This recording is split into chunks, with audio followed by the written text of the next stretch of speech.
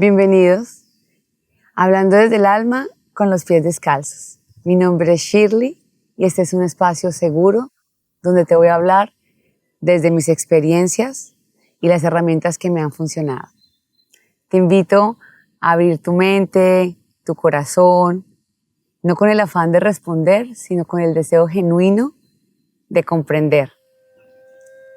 Vamos juntos a caminar hacia adentro, hacia lo que realmente somos.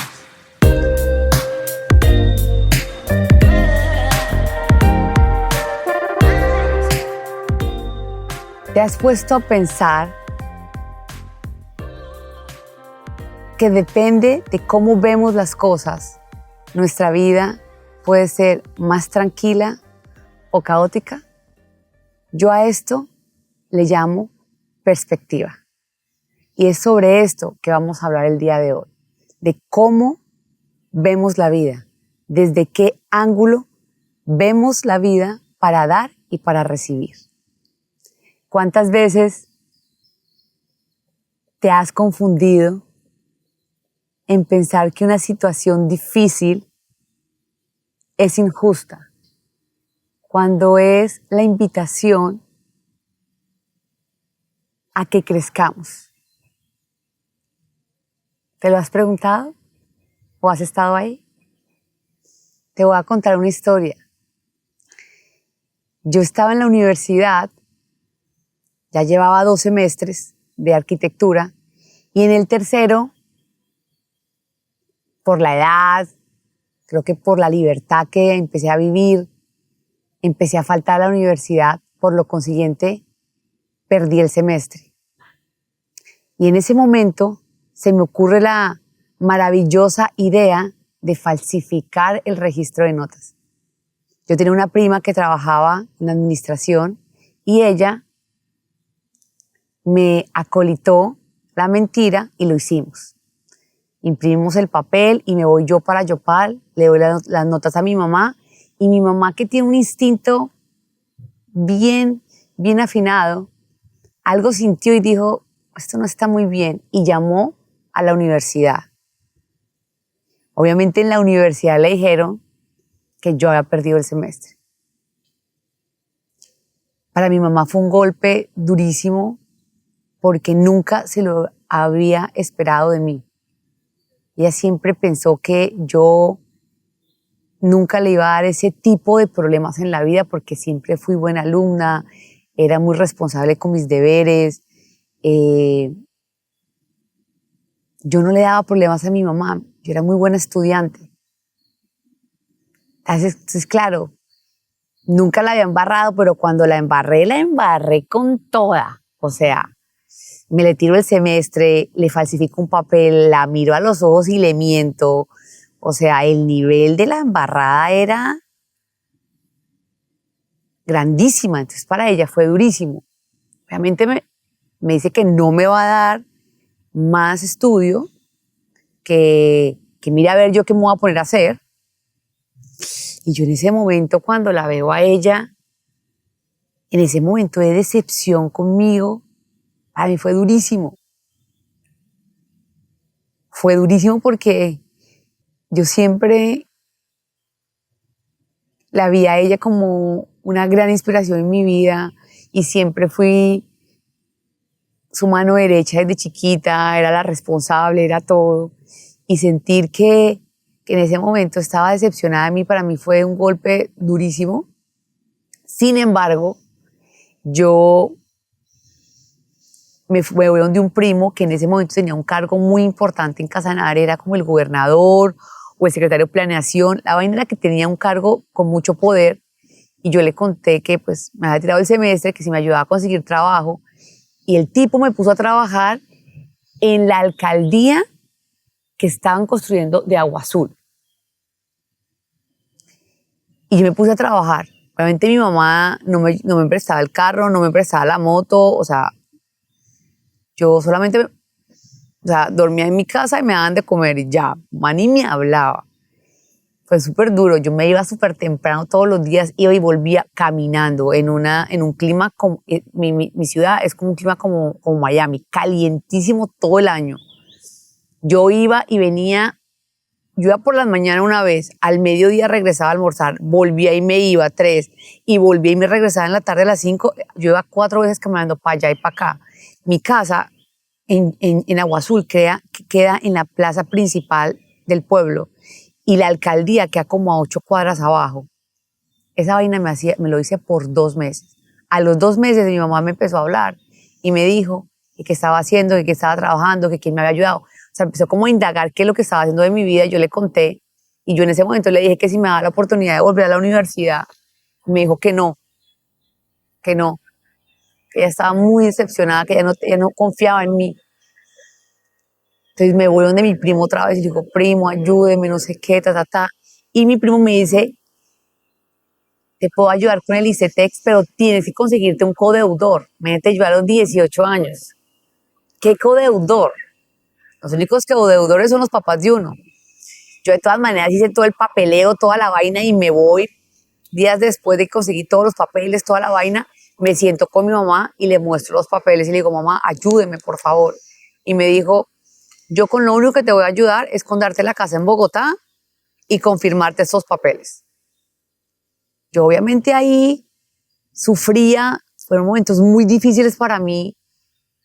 Verla a ella con esa dureza conmigo fue de las cosas que me marcaron muchísimo la vida.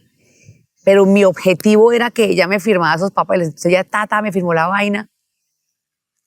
Y me voy otra vez donde mi primo, y le digo, primo, mi mamá no me va a dar para comer, ni para el transporte, ni para materiales, ni nada. Y él, obviamente, ejerce poder en su puesto, y el tipo me ayuda a conseguir más dinero extra medio para transporte, para alimentación y para vivienda. Pero yo la vivienda ya la tenía resuelta. Entonces, el budget de vivienda lo usaba para mis materiales de la universidad. Y así me regreso a la universidad. Y así consigo ser arquitecta. ¿Qué pasa? ¿Cuál es la moraleja de esta historia de mi vida? Yo me pude haber quedado desde la perspectiva de la rebeldía, de la injusticia, de por qué a mí y a mi hermano mayor sí le dieron 10.000 oportunidades y a mí no, o sea, en la víctima. Y yo a esa corta edad entendí algo súper valioso que quiero que aprendan ustedes el día de hoy. Las cosas que nos pasan, mínimo, nosotros tenemos el 50% de la culpabilidad de las cosas que nos pasan. Yo estaba sentada en esa posición en mi vida por mis propias decisiones, porque había sido irresponsable, porque no había tenido el valor del dinero de mi mamá, que lo trabajaba honradamente, de estar desperdiciando una oportunidad que mi mamá me estaba dando para mí, no para ella, para mí. Así que yo estaba donde estaba gracias a mí. Entonces los invito a que no culpen al entorno, quien sea, sino que se observen y empiecen a ver sus decisiones de su vida con conciencia y sepan que uno está donde está porque uno quiere, y que uno se mete en problemas por decisiones de uno. Entonces, esa fue de las primeras cosas que aprendí en la vida, a no culpar a la gente, ¿sabes? A saber que yo soy culpable de cada renglón que escribo de mi vida. Piénsalo. Otra cosa que les quería preguntar, ¿cuántas veces ustedes tienen un diálogo en su cabecita y se repiten siempre lo mismo, siempre lo mismo y siempre lo mismo? Y estos pensamientos o estas creencias nos nublan la capacidad de ver las cosas con más claridad y con más compasión. Les voy a contar una historia de mi vida. Yo crecí en una familia donde ser fuerte era una virtud. Y esa fuerza me llevó a grandes lugares y me ha enseñado a pasar grandes momentos de mi vida. Pero también me llevó a sentirme muy sola, a pensar que nadie era capaz de ayudarme. Por lo consiguiente, yo vivía con una constante presión de que si a mí me pasaba algo, ¿quién iba a ver por mí? Entonces, ese diálogo que yo tenía, yo no le permitía a la gente que me diera la mano para ayudarme, porque yo siempre estaba bien, yo ante los problemas siempre resolvía, yo pasaba la página rápido, yo tenía la respuesta correcta, yo siempre era la que resolvía todo, la que sostenía, la que daba el hombro, y yo siempre estaba bien. Y eso era mentira. Yo no siempre estaba bien. Cuando tú caminas con ese lenguaje porque fue lo que te enseñaron, que la fuerza y que la debilidad hay que manejarla con cautela, es un lugar muy solitario y es una maleta muy, muy pesada. Y cuando yo un día tuve un momento muy complejo en mi vida, en esos momentos donde te quiebras por dentro y donde lo único que necesitas es un amigo que te escuche. Y ese día, con mucho miedo, busqué a una amiga. Y cuando estaba en el parqueadero de su casa, empecé a llorar y empecé a hablarle a Dios de lo injusta que era la vida, que por qué me ponía a vivir esto, porque es en esos momentos donde el ego vuelve y sale y se disfraza de injusticia y lloras y sientes que la vida te pone demasiados retos y sientes que la vida, y vuelve y sale esta creencia de tengo que ser fuerte y no. Y en ese momento casi me voy del parqueadero, pero estaba tan cansada de cargar con mis pensamientos sola, estaba tan cansada de no permitirme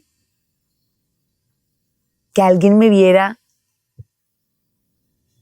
vulnerable o sin respuesta o sin salida. Y al final subí a ese apartamento y empecé a hablar y hablar y hablar y hablar y a llorar y a llorar y a hablar. Y te puedo decir algo hoy. No siempre un amigo te va a dar las respuestas o las soluciones a tus problemas, pero sí me quedó algo súper claro ese día y es que puedo volver las veces que yo necesite a llorar en su hombro y que con certeza sé que ella hace que yo salga de su casa viendo la vida con más optimismo, desde otra perspectiva y con más amor. Ahí cambié ese lenguaje que me repetía de que yo tenía que ser fuerte, que yo tenía que saber siempre resolver, que yo tenía que sostener a mi entorno. Y ahí pasó algo mágico porque empecé a relacionarme con mis amistades de una manera mucho más sana y constructiva para mí. Eso no quiere decir que he dejado de ser fuerte. Eso no quiere decir que soy una persona que puede resolver muchas cosas. Lo que quiero decir con esto es que se vale no tener siempre las respuestas ante la vida. Se vale perderse, se vale confundirse, se vale sentir miedo, porque tú también eres humano. Uno no es un roble impenetrable que no siente. Todo lo contrario, todos somos humanos y todos sentimos. es reinterpretar desde qué ángulo que me vuelva una vida más constructiva, yo puedo ver esa fuerza con la que yo crecí. Y así es que hoy en día la veo. Y otra de las cosas que recuerdo que también cambió mucho mi perspectiva es el lenguaje mental que tenía con respecto a lo que les estoy diciendo. Yo estaba construyendo un proyecto y estábamos invirtiendo mucha plata en ese proyecto. Y yo le digo a mi esposo, ¿y si esto no sale bien? ¿Y si las cosas, y si perdemos la plata? Y me dice él, tú haz las cosas bien, tú comprométete. Que si las cosas no salen bien, Shirley, recuerda siempre que abajo de ti hay una malla que la sostengo yo.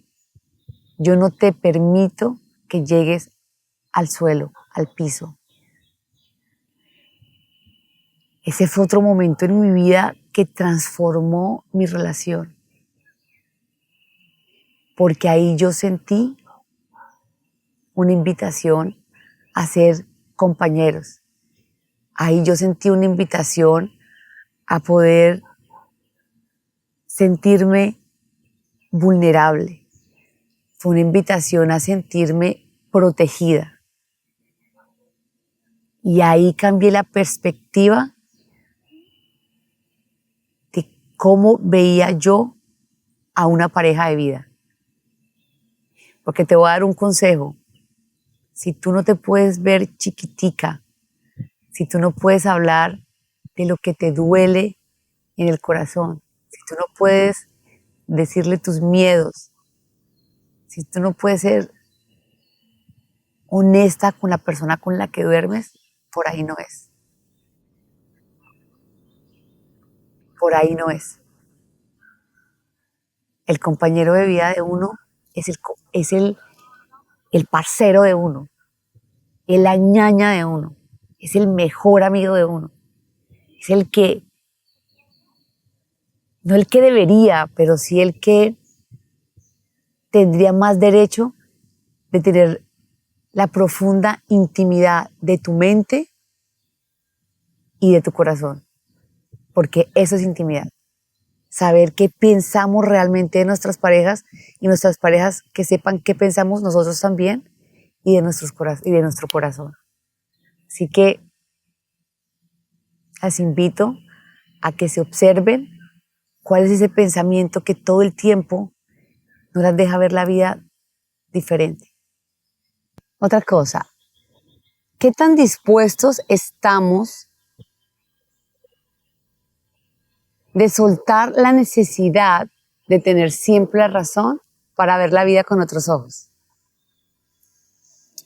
Yo antes no tenía la capacidad de tener una conversación y de entender muchas veces, de respetar, por ejemplo, otra manera de ver las cosas de la vida, por ejemplo. No era grosera ni nada así, pero en mi cabeza yo decía, yo no creo lo que esta persona está diciendo y yo creo en que las cosas deberían ser así como yo las pienso.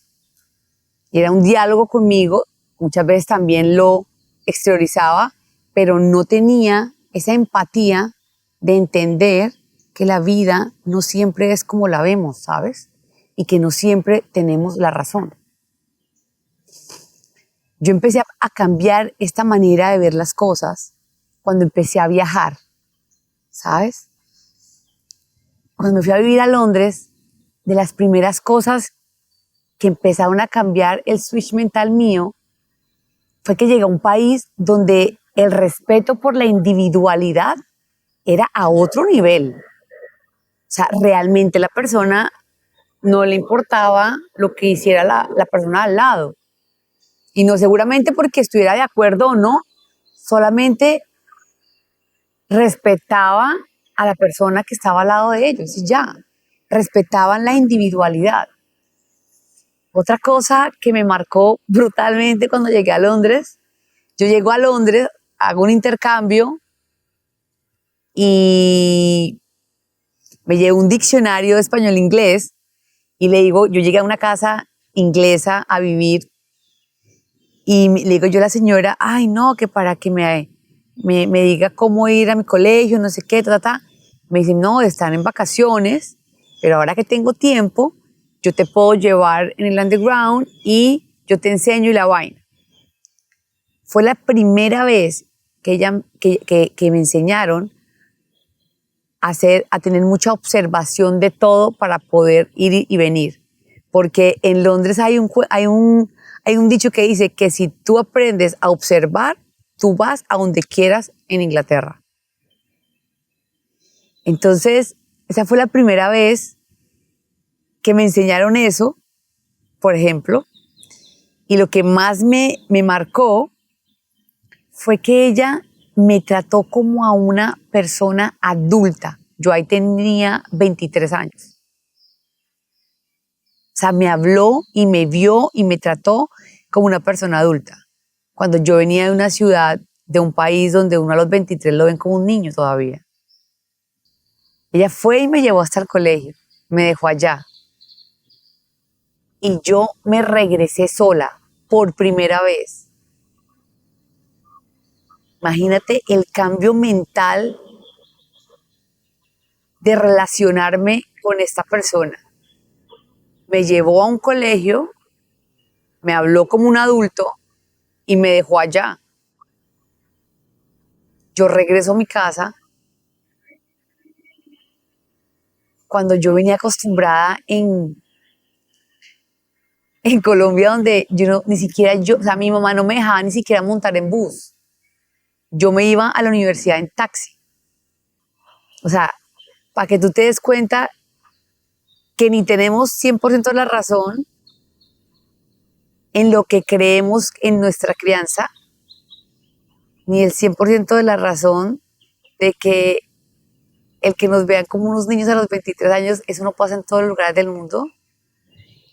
Y otra cosa que me dejó súper marcada fue que cuando yo regreso del colegio a mi casa, yo ya iba más relajada porque cuando íbamos hacia el colegio, yo iba súper pendiente de todo lo que ella me estaba indicando, ¿no? De todo el aprendizaje que me estaba dando para que yo aprendiera a ir y a regresar a mi casa. Entonces yo anotando, no sé qué, nunca se me va a olvidar, la línea de mi casa que me llevaba de mi colegio a mi casa se llama Circle Line.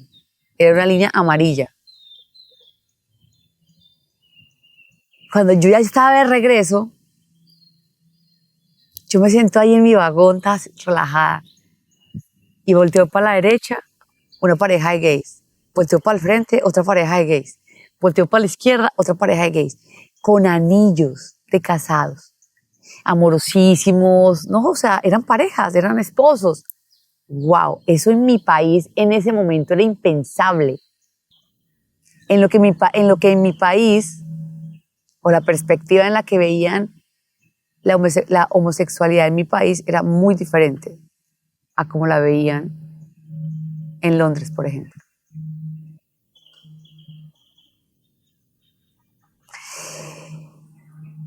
Y ahí empezó mi cabeza y el switch a cambiar. Otra cosa que me cambió un montón la cabeza fue hace muchos años en Facebook. Estaba un día scrolleando y me llegó una imagen y era como unas caricaturas, eran unas muñequitas y una le preguntaba a la otra que qué veía en el piso y la nena le decía, yo veo el 9 y la nena que le estaba preguntando le dice, yo veo el 6 y entonces hacían una introspección de eso sobre la vida.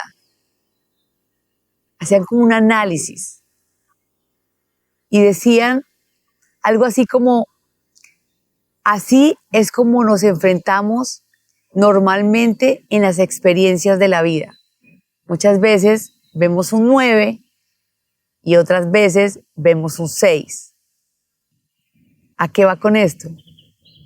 que no siempre tenemos la razón de lo que estamos viendo, porque ella realmente estaba viendo un 6 y yo realmente estaba viendo un 9. Pero depende desde el ángulo, desde la perspectiva que lo ves. Entonces, es importante entender que no siempre debemos sentarnos en la silla de tener siempre la razón. Yo sé que es difícil, y más cuando a lo mejor la vida nos pone esa razón con criterio, ¿no? Pero pensemos por un momento que tener la razón está basada única y exclusivamente en quién eres, en cómo has crecido, en dónde has crecido, en tu personalidad, en tus cualidades, en tus habilidades. Y por eso tú piensas y crees tener la razón. Pero el de al frente o el de al lado siente, mira, culturalmente es diferente, tiene cualidades diferentes, miedos diferentes y habilidades diferentes. A veces es mejor no tener la razón para no dañar una amistad, por ejemplo, o un vínculo con quien sea.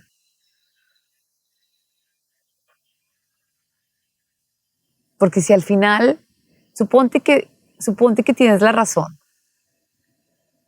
¿qué ganas con eso? Ahora, si tenemos conversaciones que construyen, conversaciones que aportamos, conversaciones que nos espejeamos, conversaciones donde nos hacemos mejores personas, entonces ahí es chévere mostrar nuestros ángulos y perspectivas con respecto a lo que sea en la vida. Otra cosa que pienso mucho, ¿en qué momento has decidido ver la vida con gratitud y has podido observar o sentir si esto te ha cambiado el día o la vida? ¿Mm? Yo les quiero contar una anécdota que me pasó durísima a mí en la vida, y fue cuando mi mami se enferma. Fue un martes, nunca lo voy a olvidar. Me llaman, me llama mi hermano y me dice: Shirley, vamos a llevar a mi mamá del hospital de Agua Azul a la clínica de Yopal para que esté en mejores manos, porque no queremos, si nos llega a complicar la cosa, tener todos los equipos para estar ahí para ella. Ok, eso fue como a las 7, 8 de la mañana. Vino la ambulancia, se la llevan para Yopal, y como a las 10 de la mañana o 11 de la mañana, me llama mi hermano con el médico.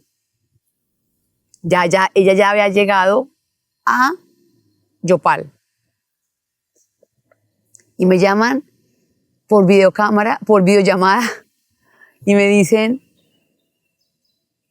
necesito que me autorice, necesitamos entubar a su mamá ya. Y yo, en ese momento se creía que entubar la gente prácticamente le estabas, o sea, estabas decidiendo que se murieran, ¿sabes? Pero el médico nos dijo que no, que había una gran oportunidad, que era mejor, que no sé qué, y nosotros confiamos en el médico, que era amigo de la familia, y la entuban. Eso fue un martes. Yo un miércoles me fui a vivir literalmente a Yopal otra vez. Obviamente cambió mi vida, cambiaron mis rutinas, cambió mi estilo de vida, cambió todo, cambió mi entorno, cambió las circunstancias de mi vida, todo cambió. Las cosas más profundas que con conciencia aprendí a agradecer fue la vida de mi mamá.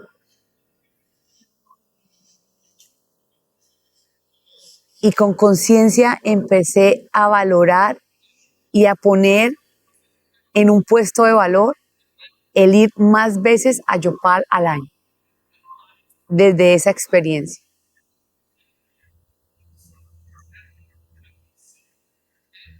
Yo pensaba en el pasado que yo agradecía y que yo era una persona que en verdad daba gracias por lo que tenía y no lo hacía tan conscientemente. Yo siempre he sido una muy buena hija, siempre he sido una buena prima, una buena sobrina, una buena hermana, una buena tía, pero me faltaba mucho para aprender qué era realmente el valor de ser agradecido en la vida. Y otra de las cosas que empecé a agradecer con mucha más conciencia fue que cuando, claro, me muevo de Miami a Yopal, yo empecé, me di cuenta frontalmente que yo daba por sentado todo lo que tenía, ¿sabes? O sea, pude ver con conciencia que había lugares de mi casa que ni siquiera disfrutaba.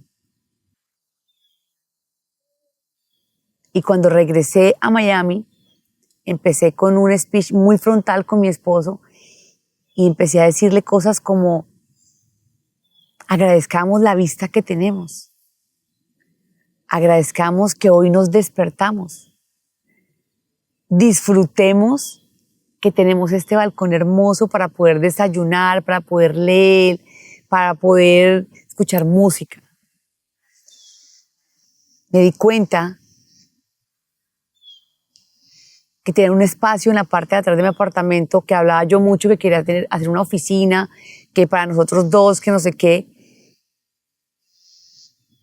que yo la quería hacer también mucho porque Alejandro, si yo tenía esa oficina ahí, Alejandro podía quedarse los viernes en casa y así podíamos compartir más como pareja. Imagínate el tú poder agradecer, poder hacer eso para tener más tiempo en pareja. Y no tenía la conciencia para accionarme y hacerlo. Porque daba todo por sentado. Cuando uno va por la vida y da todo por sentado, ahí no estás en agradecimiento.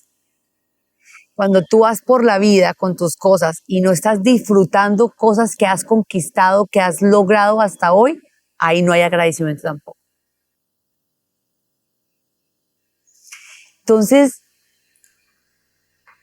también de las cosas que aprendí con conciencia fue a despertarme y darle gracias a Dios por esa hoja en blanco que me regalaba nuevamente del gran libro de mi vida para reescribir, para aprender, para mejorar, para cada día ser una persona que me haga sentir más orgullosa conmigo misma. Yo soy una persona que me levanto, los que me conocen, yo me levanto súper feliz todas las mañanas. Yo soy un sol, yo salto, yo brinco, yo pongo música, yo soy muy feliz. Pero yo no agradecía por mi vida y hoy lo hago. Les voy a contar una anécdota que me pasó con mi esposo, muy bella, que le transformó mucho la vida a él y que me permitió ver con mucho más amor y mucha más conciencia en dónde tengo el agradecimiento y cómo lo percibo. Mi esposo un día nos levantamos como todos los días y nos fuimos al gimnasio. Salimos del gimnasio y él se sentía mal. Entonces yo le digo algo así como, mi amor, no voy a trabajar. No, yo tengo que ir a trabajar, no sé qué, ta. Mi esposo tiene complejo de neoyorquino. Él quisiera llegar en underground y caminando a su trabajo. Obviamente, ese ritmo se le complica, esa manera de querer hacerlo se complica en Miami. Pero yo lo llevo en la camioneta hasta el trencito, él coge su trencito y de ahí se va en trencito hasta su oficina y se baja en la estación que él queda a una cuadra de su oficina y llega literalmente caminando a su trabajo. Ese día yo sentí algo raro con él, yo tengo una conexión muy linda con él y yo decía ese día, yo sentía que él no estaba bien. Yo, mi amor, por favor, quédate, que no. Entonces me dice, ¿tú me vas a llevar? Y yo, sí, yo te voy a llevar hasta el trencito. Cuando íbamos yendo hacia el carro, algo yo sentí, yo dije, no, yo lo voy a llevar hasta la oficina. Entonces yo le dije, yo te voy a llevar hasta la oficina. Y él, bueno, listo, rico, llévame. Íbamos hacia la oficina y yo lo veía pálido, yo lo veía mal. Yo le decía, por favor, Alec, vamos, devolvámonos, no seas necio. No, yo estoy bien, yo estoy bien, yo estoy bien. ¿Sabes cómo son los hombres? Yo estoy bien, yo estoy bien, yo estoy bien. Cuando llegamos a la oficina, yo lo dejo abajo, yo le dije, cuando estés sentado en el escritorio, llámame para yo saber que estás bien. Ok. Había algo adentro de mí que yo no lo quería dejar ahí. Yo estaba preocupada. Yo tengo un sexto sentido muy afilado hoy en día ya en mi vida. Yo me fui súper despacito en la camioneta. Cuando él me llama, yo, ya llegaste, sí, mi amor, no sé qué, y me dice, le digo yo, ¿cómo te sientes? Y ya me dice, bien, pero ya no ese bien como altivo, sino como un bien ya dudoso. Y después me dice, y aquí no llegó nadie a la oficina hoy. Entonces yo le dije, mi amor, ¿cuál es la necesidad de quedarte solo? ¿Te sientes mal? ¿Te llega a pasar algo? ¿Quién te puede ayudar? Por favor, vamos. Mira que yo no me he ido todavía. Y me dice él, bueno, vente y me llevas. Yo di la vuelta en lo que daba en esa camioneta y llegué y lo subí al carro, me lo llevé a la casa, lo dejé ahí, fui a hacer una vuelta que tenía que hacer importante, regresé muy rápido. Cuando yo llego a la casa, él me dice, yo me siento mal, yo me quiero recostar un ratico en la cama. Yo, ok, recuéstate, no te preocupes, descansa un rato.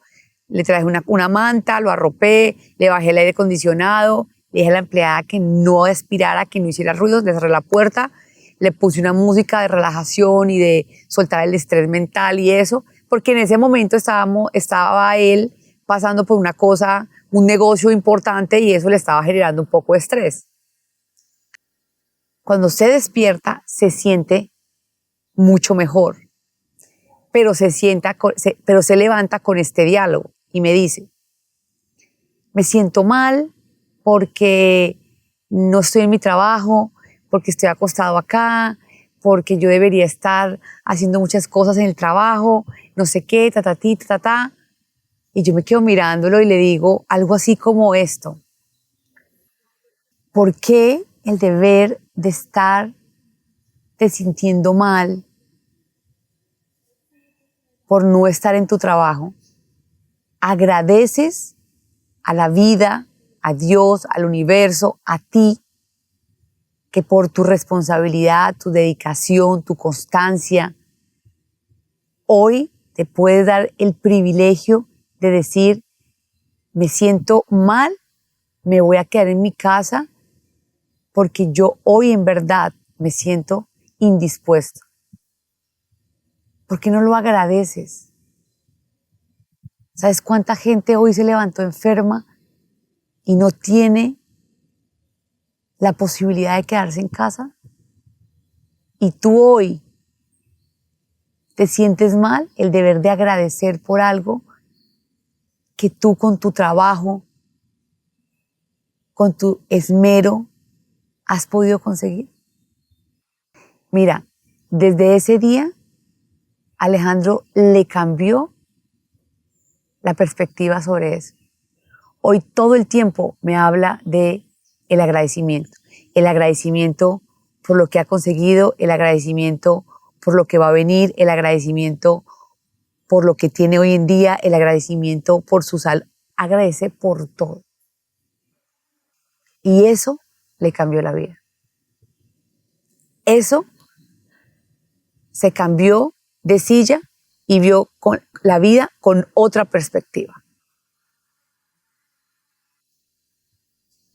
La magia de sentarnos en la silla correcta para ver la perspectiva que merecemos y que nos hemos ganado ver. Piénsalo. ¿Cuándo puedo practicar el arte de cambiar los lentes cuando estoy en un momento de frustración, de confusión o de caos? Yo les puedo contar que yo cambié el lente 2 veces en mi vida así muy, muy, muy radicalmente. La primera, cuando me vi con más amor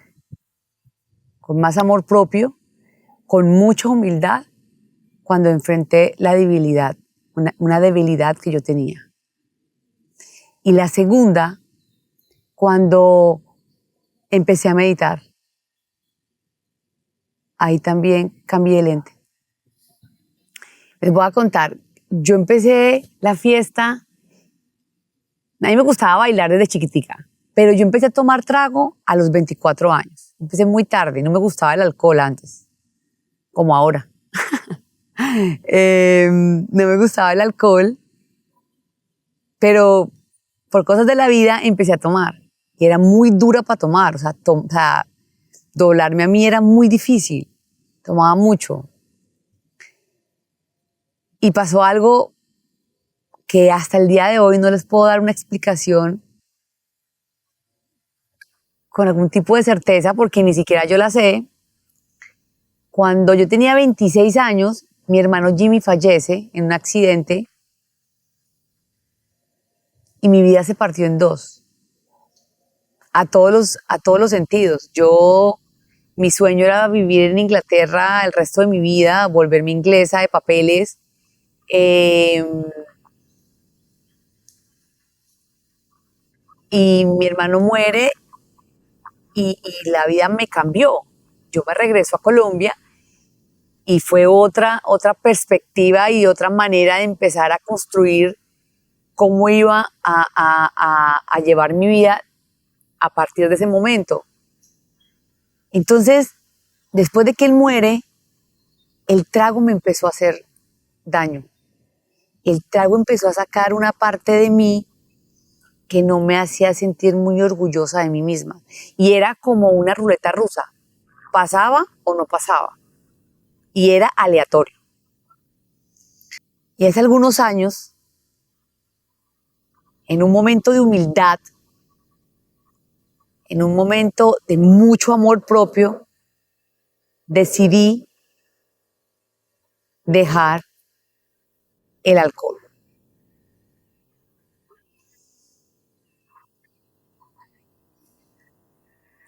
Fueron momentos muy difíciles, porque la gente que me pregunta que cómo se deja el alcohol, yo siempre les respondo esto con todo el amor y con todo el respeto que me merece ese tránsito, cuando la gente se ha dado cuenta que quieren dejar el trago porque les hace daño, por la razón que sea.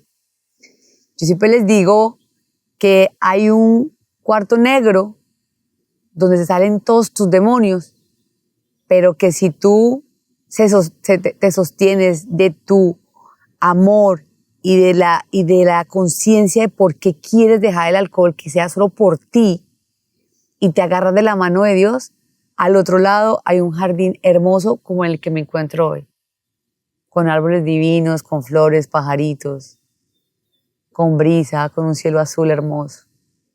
Pero claro, cuando estás transitando el cuartico ese negro del que yo hablo, te llegan todos los miedos, todas las inseguridades más absurdas. Primero sientes que te vas a quedar solo.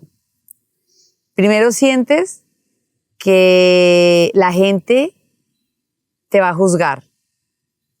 Sientes que si hablas de esto, vas a ser una persona de menos valor.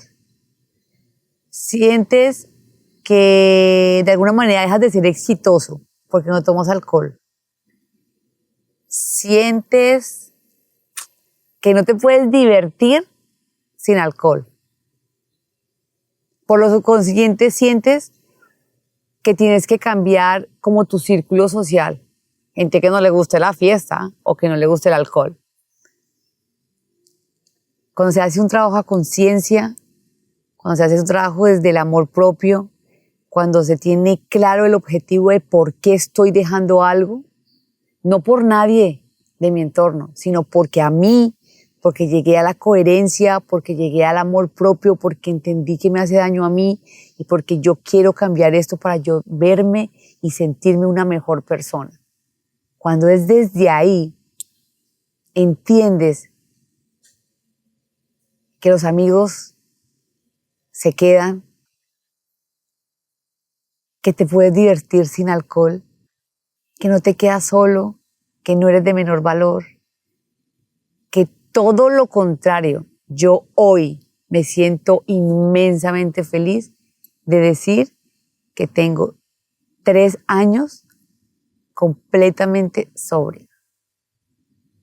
Me siento muy orgullosa, no para el mundo, me siento muy orgullosa de mí, porque estoy más conectada con la persona que yo realmente sí soy y de la persona que yo realmente sí me siento orgullosa, y es este personaje que ustedes ven hoy al frente. Yo sé, es muy difícil a veces las personas que están en este camino de dejar el alcohol por la razón que sea. Yo sé que es muy difícil entender de cómo uno se puede divertir en la sociedad sin alcohol cuando desde bebés nos enseñan que la única diversión puede ser con el alcohol porque lo vemos en toda nuestra crianza. No es así. Sí se puede. Yo salgo de fiesta, salgo a restaurantes, amanezco bailando, disfruto la vida de otra manera.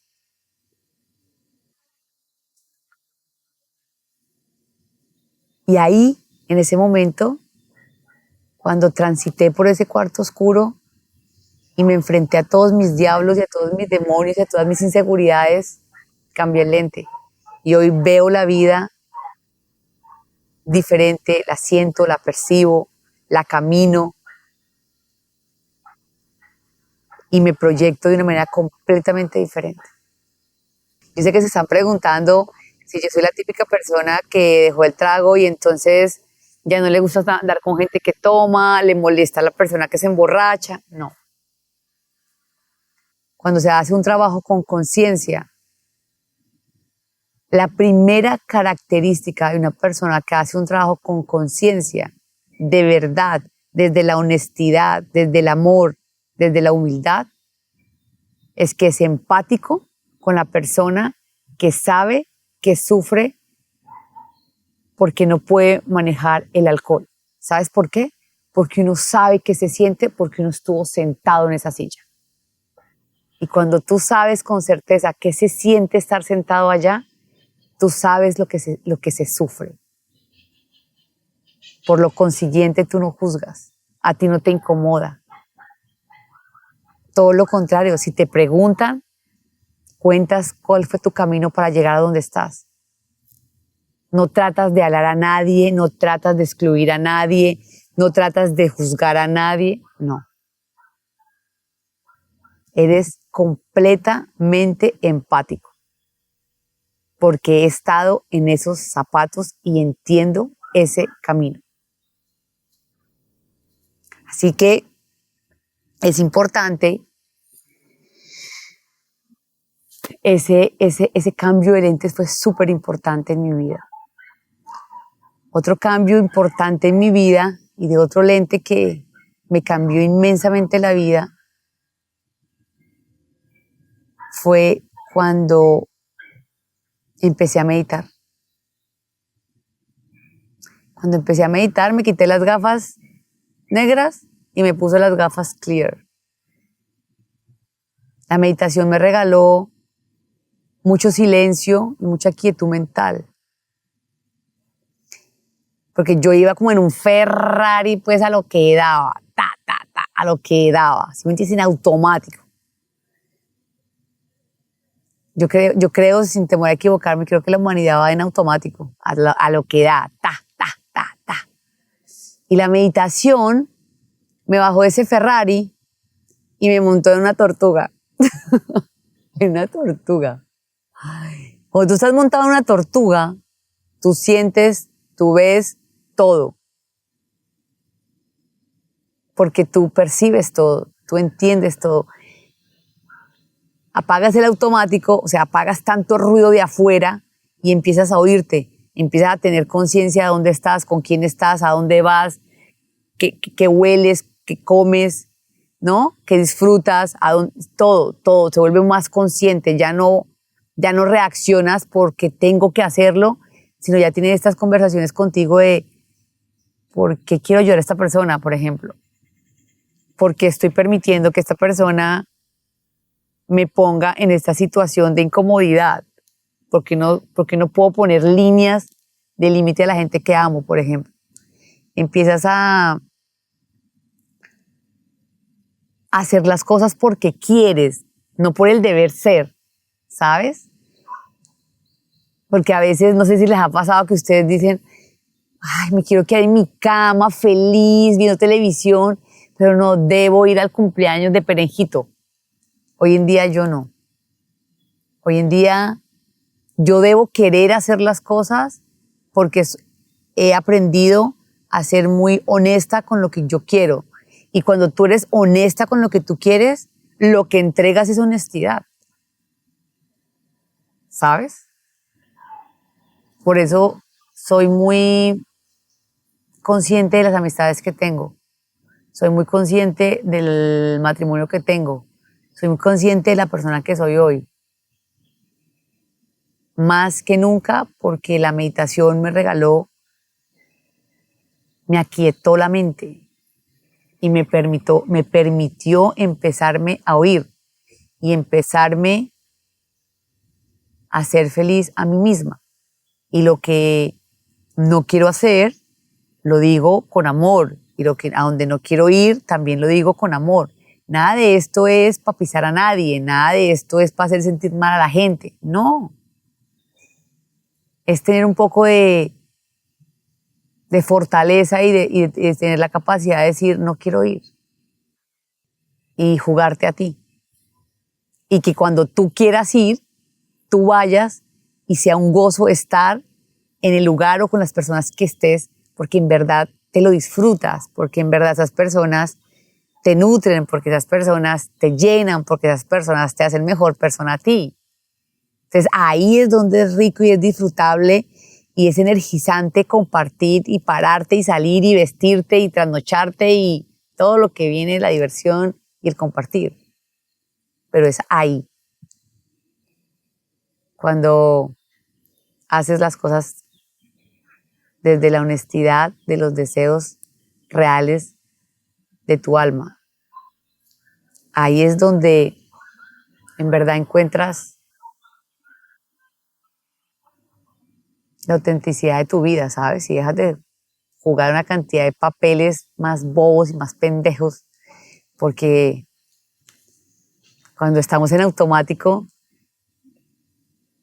le cumplimos tanto al entorno y poco a nosotros. Y ahí es donde hay mucho vacío y es ahí donde la perspectiva que vemos de la vida nos hace pensar que la vida es injusta o la vida o no merecemos que la vida nos dé, o la cantidad de miedos y cosas que se pueden disparar también desde el ego y de las inseguridades.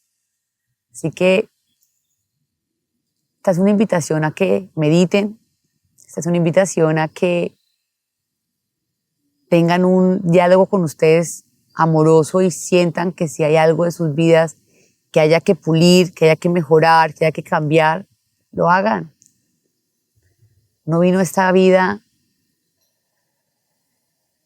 a encontrarse y a ser feliz con uno mismo. Así que por favor, no caminen la vida sin observarse. Obsérvese, siéntase, aprendan a oírse. Es importante. A mí alguien el otro día me preguntaba si la vida se podía llevar desde el ego, desde las inseguridades y desde los miedos. De poder llevar, se puede llevar. Porque el ser humano es un animalito de costumbre. Uno se acostumbra tanto a lo bueno como a lo malo. Desde mi experiencia hasta este camino a mis 45 años, te puedo decir que el ego solo te convierte en un eslabón de cumplimiento al entorno, a la sociedad y a lo que la gente espera de uno, no a lo que uno quiere. El miedo en mi experiencia, está frontalmente ligado con las creencias que tenemos. Entonces hay que observar las creencias en las que estamos, si son correctas para la vida que queremos. Y desde las inseguridades, siento yo que está dirigido hacia nuestra infancia, nuestra adolescencia y nuestra interpretación de cuando éramos muy niños.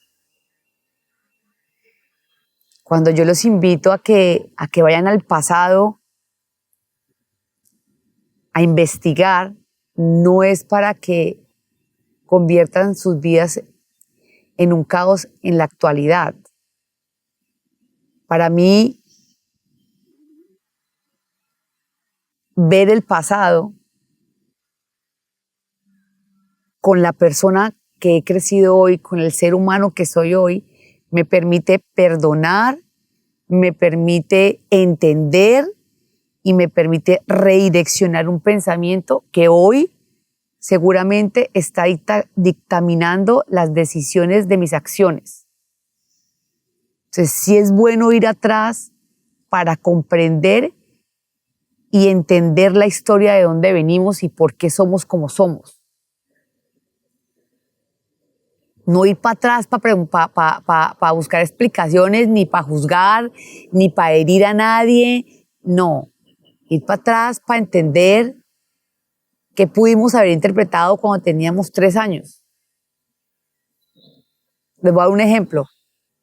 Yo toda mi vida dejé a mis parejas.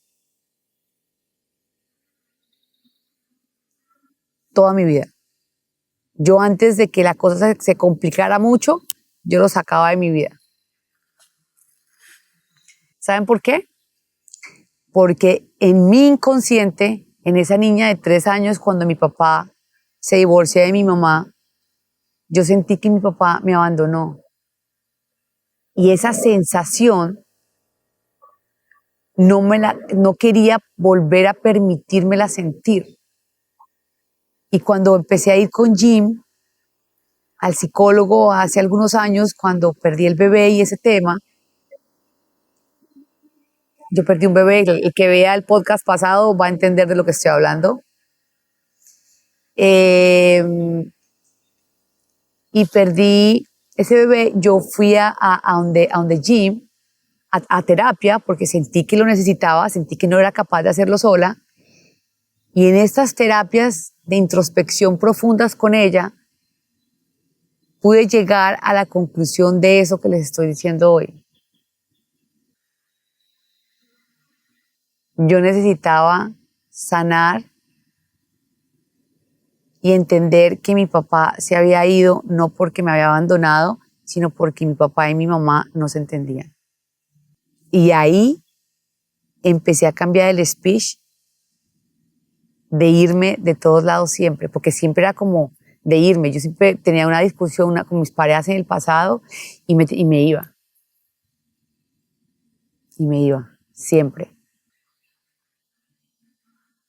Así que es importante ir atrás y revisarse y mirar qué podemos interpretar correctamente ahora con este presente y hacernos una vida más tranquila y accionar desde la persona que somos hoy, con la experiencia que ya tenemos hoy y con la visión de vida que tenemos hoy, no la del pasado. Así que no le tengan miedo a buscar de dónde vienen y a recordar el camino que los ha llevado, los ha traído hasta acá. Por otra parte, vamos a tener unas reflexiones que anoté acá, y la primera que quiero que no se les olvide, y es de las reflexiones que tengo muy marcadas en mi vida, y es esta: aprende a observarte todo el tiempo. Cuando uno aprende a observarse, se da cuenta de que disparara las acciones de la vida de uno. Y eso hace que uno en la observación se pula, se mejore y se haga mejor persona. Aprendan a observarse con honestidad. Obsérvese. Hagan de cuenta que sale una personita acá arriba y puede verlas accionarse, que esa persona no las va a juzgar, esa persona solamente va a observar y les va a contar lo que está viendo. Pero para poder hacer ese ejercicio hay que ser honestos y hay que hablarnos con honestidad a nosotros mismos. Obsérvense, observen cada cosa que hacen, obsérvense en el lugar de la vida en que se encuentran hoy. Obsérvense si son realmente felices. Obsérvense si donde están trabajando es donde realmente quieren estar. Obsérvese. Yo le puedo asegurar que si usted se observa, se lo puedo jurar, usted se va a volver una mejor persona para usted misma y para su entorno. Porque uno se pule. Otra que es súper importante, que no quiero que se les vaya a ir con tanta conversación que hemos tenido hoy, y es nosotros, recuerda que nosotros somos co-creadores de nuestra realidad en cada experiencia de nuestra vida. Al menos tenemos injerencia en el 50% de lo que nos pasa.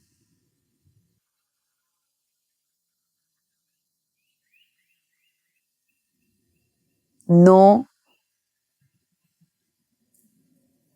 se quiten la responsabilidad de sus actos. Cuando te observas, aprendes a entender el porcentaje de responsabilidad que conlleva donde estás parado hoy. Es súper importante.